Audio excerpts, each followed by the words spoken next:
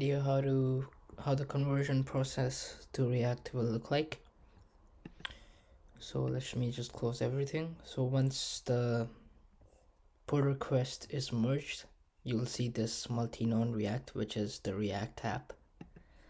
You go into this, you go into source, which is where you'll be doing most of the work, all of the work. So these are the components folder. I've already created the navbar and the footer here, so you just have to import that in your pages.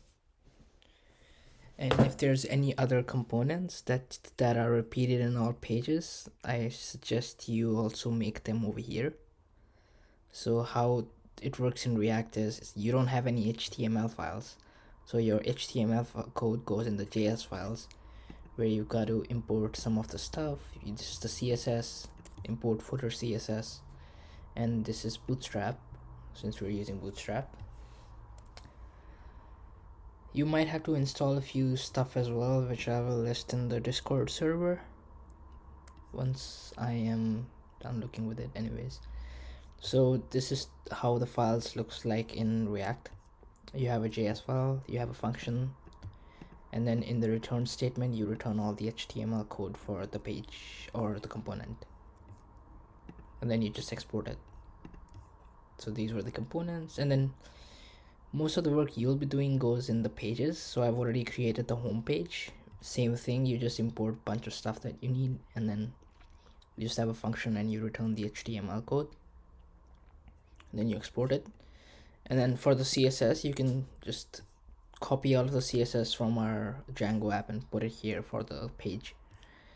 And also the HTML is copied, but you need to make a few changes in it. So for first change is that the class becomes class name, and of course you have to correct the URLs because Django URLs are not gonna work here. And then you see this image ORT. You can't just write like image source the path, that doesn't work in React. So basically I'm importing ORT from images /ORT logo. So you gotta import your images like this, and then you can use them like this here. Everything else I think remains the same, most of it, for HTML. Yeah, and I have to correct this URL because this one won't work. I haven't gotten to that yet. Yeah, and then there's a CSS file for the home, which is just basically a copy of the one we have in Django, except you remove the styling for header and footer because that has already been done in components over here, right? And then after you're done creating the pages, or if you want to create components, or you're done with both of these, then you go into app.js. This is gonna be the new URL for React.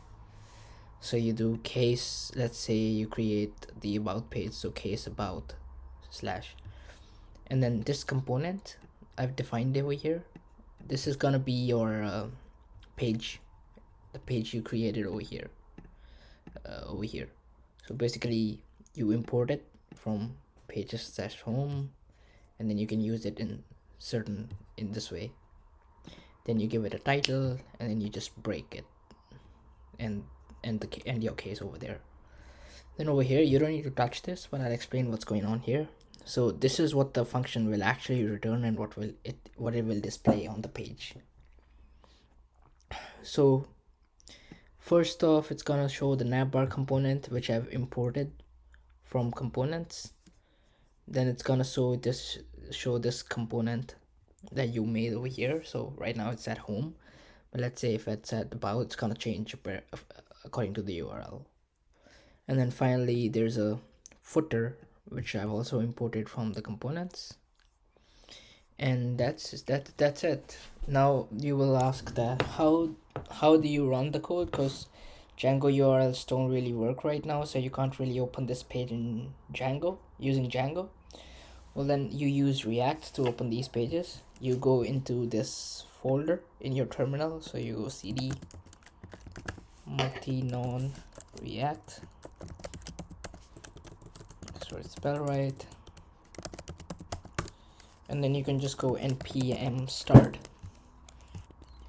Once you do npm start, it's gonna open automatically, and here is the home page. Now the links don't work right now. You can see it don't really work. That is something we have to figure out with Django and React, because we have to correct the links in the JS file, just like I showed over here. So I'll show it again. So just like these URLs don't really work, I have to correct them, and then we have to correct them in the Django app as well, so that we can run it through Django, because running it through React isn't what we want if we want to run it through Django. And yeah, that's it. So for now, just create pages, and you just make sure they look okay over here by doing npm start. And then once we're done with all of the pages, then we can move on to the URLs. And then once we're done with the URLs, the React conversion is complete, and we can move on with other stuff. So if you read what I wrote in the Team Agenda channel in the holidays, so we have a total of 10 pages to convert. So let's say we start today or tomorrow, then it should take us 5 days to convert all the pages. Considering I give 2 days per page, and we're gonna be working in teams of 2, so Aziz and Jordan and me and Macy.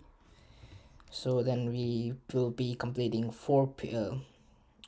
2 pages per 2 days, working in 2 teams, and then that way we can complete it in 5 days. Yeah, that's it. And then we can move on to other incomplete pages that we still need to make, and then we move on to the functionality, and finally we make any improvements that we might want to make, and that should complete a project. Alright, so now you can start converting. Good luck.